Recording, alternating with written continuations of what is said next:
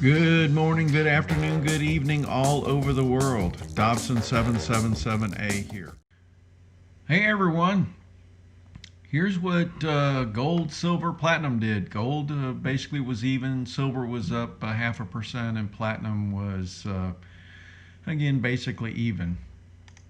This is what the chart looked like, just very noisy. You know, the market was basically closed, so that's part of what's happening. Everybody's on vacation. It was very tight range when you look at this. It just was banging right in this range. Just looked like grass is what we called it. Let's look at silver. Silver, kind of same thing. You can see the market's closed at this point, but there just really wasn't anything going on all day. I don't know if you've heard or if you've noticed, but I had gone to get a hamburger, it seemed like about a week ago, and they didn't have any change. And they were asking people, you know, for change, and I just happened to have a pocket full. I forget what I had done earlier in the day, and I was using cash, so I had change, and I just gave it to her. And she's like, "Here, let me give you some." I said, "No, I hate carrying change." She was so ecstatic that somebody had given her some change. But this is kind of happening across the country right now. And the problem has happened is that people just aren't spending money. And there's a note here from Jerome Powell. What happened is that with the partial closure of the economy, the flow of coins throughout the economy it's kind of stopped, is what he said. So I find this interesting. Have you guys noticed that? And I think I had mentioned that there was a landscaping place I'd gone to get some cow manure or whatever, and they wouldn't even take cash at the beginning because they were concerned that there could be, COVID germs on it, and so they didn't want to accept cash, and so it was debit only. So is this another thing where we're driving us to digital currency only, no cash? Makes you wonder, doesn't it? Here's another thing. National coin shortage shines light on worthless penny. You'll have to look at some of these articles because it's some people used it for their floor pennies. There just isn't much used for pennies anymore. I have to admit, I don't think I ever get change for pennies anymore. There was a really good article on Daily Reckoning. Jim Rickards talks about central banks driving gold. And he had quite a few things in here of things that people say that are false. So the first one, there's not enough gold in the world to support trade and commerce. He says that's false. There's always enough gold. It's just a question of price. The same amount of gold supports larger amounts of transactions when the price is raised. Gold supply cannot expand fast enough to keep up with economic growth. That's false. It confuses the official supply with the total supply. Central banks can always expand the official supply by printing money and buying gold from private hands. That expands the money supply and supports economic expansion. Gold causes financial panics and crashes. That's false. There were panics and crashes during the gold standard and panics and crashes since the gold standard ended. Panics and crashes are not caused or cured by gold. They're caused by loss of confidence in banks, paper money, or the economy. There's no correlation between gold and financial panic. Gold caused the prolonged Great Depression. That's false. Even Milton Friedman and Ben Bernanke have written that the Great Depression was caused by the Fed. During the Great Depression, base money supply could be 250% of market value of official gold. Actually, money supply never exceeded 100% of the gold value. In other words, the Fed could have more than doubled the money supply even with a gold standard. It failed to do so. That's a Fed failure. So anyways, he goes on. You get the point that all these things you hear people talk about, they don't want to talk about the true underlying story of how gold actually works. It's really something that it's about the only thing that can truly protect you. So I kind of recommend that you figure out a way to get you some if you haven't gotten some. And don't forget, when gold goes no bid, silver will move, but it's just always I'd say it's in overtime in 11th inning when it does that. So So I want to cover something because one of the complaints my wife had was that I was using hurtful words. And I think I've mentioned before, these were not directed at her. It's just things build up in people because they're stressed, there's anxiety, you're handling a lot of the finances and things. And I found this video about at work we learned when somebody would say something hurtful that you would say ouch, and so then right then and there you go, oh wait a minute, what did I say? My wife unfortunately would hold things in. She wouldn't say anything, she'd just absorb it and she'd accept it. This video talks about, it's like when somebody's throwing a grapefruit at you or something. I mean, you don't have to catch it, you don't have to let it hit you, you can kind of like dodge it. And she's saying it's the same way with words. You have to have empathy that somebody's struggling, especially if you've known the person for like 35 years, that they're not doing this to you, and you have to recognize they're having a tough time, and maybe you need to kind of take them aside and talk to them and say, hey, what's really going on?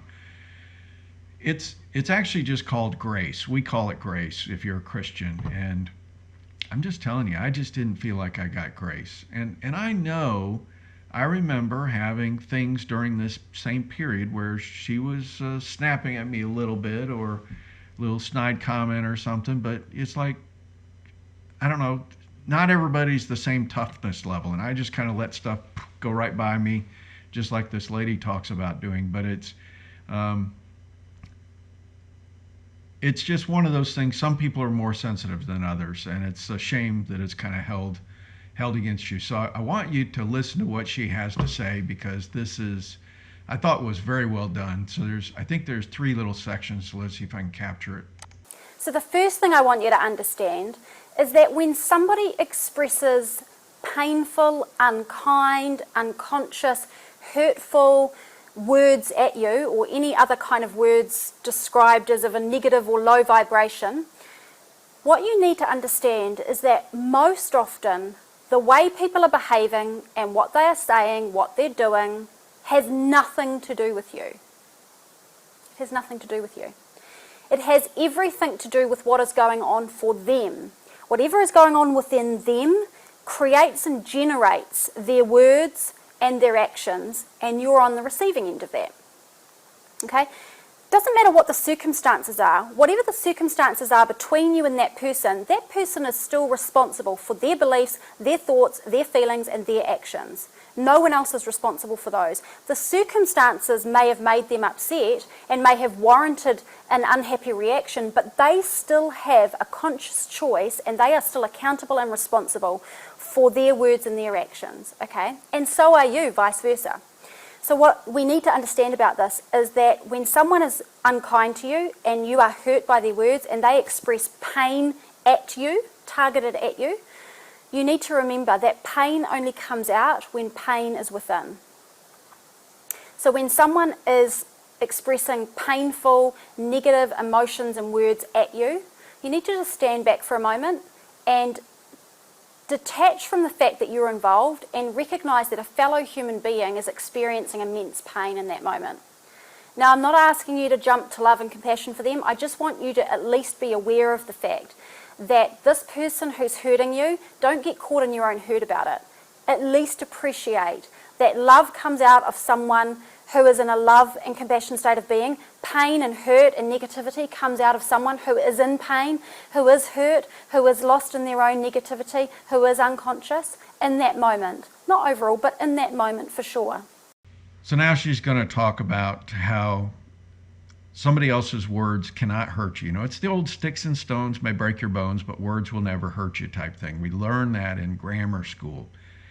And sometimes it's easier said than done, but you have to realize that we have to have like empathy. We have to have grace. And if you've been married a long time, or even if you've been married a short time, you have to grab that person. You have to put your hands on their face and say, honey, I'm not your enemy.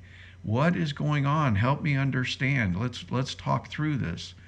That's the way you do it. You do not accept that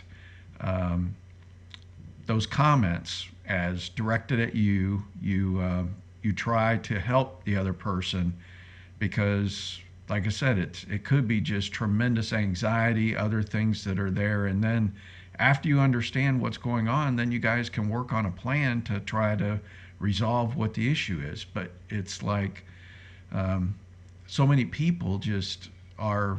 I think it's training, right? When you work in a very large company, you are trained how to handle disagreements, and you're able to keep it very professional. But at the same time, people do act out, and it happens. And you just got to look at the trend. If it's like once in a blue moon type thing, that's one thing. But if it starts getting worse and worse, then get them some help. Try to figure out what you can do to try to work through that. So listen to what she has to say. The second thing I want you to understand is that someone else's words can't hurt you. It's your choice to be hurt by them. It might sound like semantics, but what you need to understand is words came out of somebody's mouth. You heard them. You processed them. You received them, and you had a feeling response to them. And your feeling response automatically was hurt. Their words cannot hurt you unless you receive their words and you process them in a way that allows you to feel and experience that hurt. Now, I appreciate that it's very easy to have someone say words at you and you have an automatic reaction of hurt quite quickly. But what I want you to just think about as a concept is that when someone says words to you, you have a moment of choice to receive the words and take them on board, or not to receive them, okay? This is a tactic, if you like, that I use in my life. When I notice someone communicating with me and I don't like the energy, the vibration, the messaging, I feel it's negative and it's low vibration or it's unconscious, while I do take on board and look if there's learning in that for me, I am very conscious about saying, I'm choosing not to receive that. That is not my pain, that is pain coming from within them, and I choose not to take it on board. I choose not to receive those words into my space. I choose not to bring that negativity and that feeling into my space. I choose to bolster my own peace, my own presence, to have empathy for them, and to not let that absorb in and affect me. So now she gives a technique about teaching yourself to just kind of stand there, let them have their say, and you can walk away and then come back, address it later. But I thought the technique she's given is very, very useful, and it's exactly what I was taught in my 35 years of working, how to handle difficult situations and people. Speaking to you and they are saying words that are hurtful and there's negativity coming out of them. Maybe it's with your partner, maybe it's with your children, maybe it's with a workmate, but you get into a bit of a tussle. It might even be you're out shopping and you have a bit of an argument with someone behind the counter at the store. You're not getting what you want. What I want you to remember is that when they throw their words out, it's like they're sending a fishing line out, okay? And it's got bait on the end of it. Well, you're the fish and they're fishing for a reaction, okay? So what I want you to do is don't take the bait. It's not much harder than that. Don't take the bait. Here's what happens is people say they want to live a peaceful life, they want to live a present life, they want to practice their spirituality, and they want to grow to be the person that they know they're capable of being. What that takes is a lot more than listening to videos and reading books and meditating. It takes when you are out there in your life and someone peeves you off and you feel your emotion rumble and rupture inside of you like a volcano that wants to come spewing out of your mouth because someone said words that hurt you, you need to take a deep breath and realize you've just been thrown a fishing line and the bait on the end of it is a big, big lump of negativity, and you've got a choice. You can either bite that bait or you can notice it and just stand back and do nothing. Do nothing and say nothing. Sometimes it means staying there and being present but saying nothing. Sometimes it means saying something beautiful and loving and compassionate in the face of hurtful words. But the thing you need to know is that I think she beautifully describes how you're supposed to do this. And, we used to be in some very emotional meetings at work, and it was the people that could calmly, work through the issues, let people, blow off their steam or whatever. And I mean, 9 times out of 10, they'd always come back and apologize. I never did understand why people got so worked up over things, because it's, like I said, it's just work. You just gotta, it doesn't help screaming and hollering, whatever. And, but, you know, a few little pop offs of things are different than, you know, I call it like thermonuclear meltdowns, which I've seen myself as well. So, anyways, I hope this helps you understand how you can deal with, you know, things that happen intermittently, and then hopefully help your spouse try to be able to work through it. So, in no way am I saying that it was okay for some of the things that I've said, but at the same time, it's so hard because it's like now stress has quadrupled from what it was previously. I never had a chance to try to recover, and I'm trying to just disconnect right now and try to decompress, and then it's going to take, I mean, I bet you this is going to take a year or more to try to get through. This is just unbelievable to me that you could be abandoned in after so long. It's just strange to me. It's foreign, you know. You don't understand. We'll just we're just going to take it a day at a time and try to work through it. I don't know where we're going now, but it's just a new journey. We're going to have to just start over. I hope everybody's treating you well. I hope you're doing well. Do the best you can. God bless.